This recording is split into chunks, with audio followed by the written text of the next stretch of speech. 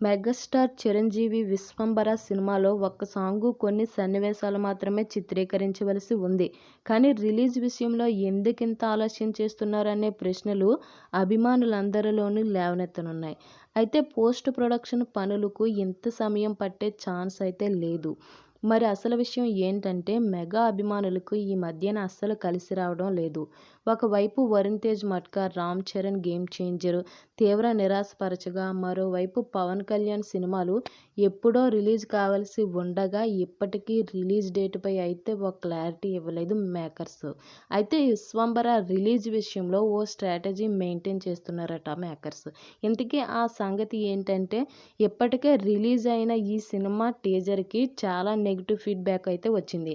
అలాగే చిరు కెరీర్లోనే biggest black busters ఏంటంటే 'Jagadeka Veerudu', 'Athiloka Sundari', 'gang leader' వంటి సినిమాలు మే 9న రిలీజ్ చేశారట.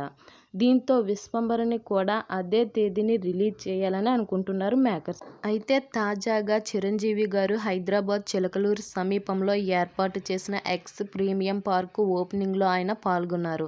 ఆయనతో పాటు తెలంగాణ సీఎం రేవంత్ రెడ్డి, మంత్రులు, ఎంపీలు, ఎమ్మెల్యేలు, పలువురు పారిశ్రామికవేత్తలు కూడా అందులో పాల్గొన్నారు. ఎక్స్ ప్రీమియం పార్కును రామ్దేవ్ చాలా రీసెర్చ్ చేసి విదేశాల నుంచి మొక్కలు తెచ్చి నాటారు. ఇక్కడ అద్భుతమైన కళాఖండాన్ని అయితే నిర్మించారు అంటూ కొనియాడారు చిరంజీవి గారు.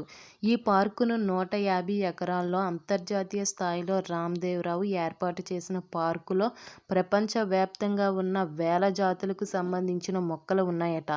ఎవరైనా భూములు ఉంటే రియల్ ఎస్టేట్ చేస్తున్నారని, కానీ రామ్దేవ్ ఫ్యాషన్తో ఇక్కడ పార్కు డెవలప్ చేశారని చిరంజీవి గారు చెప్పుకొచ్చారు.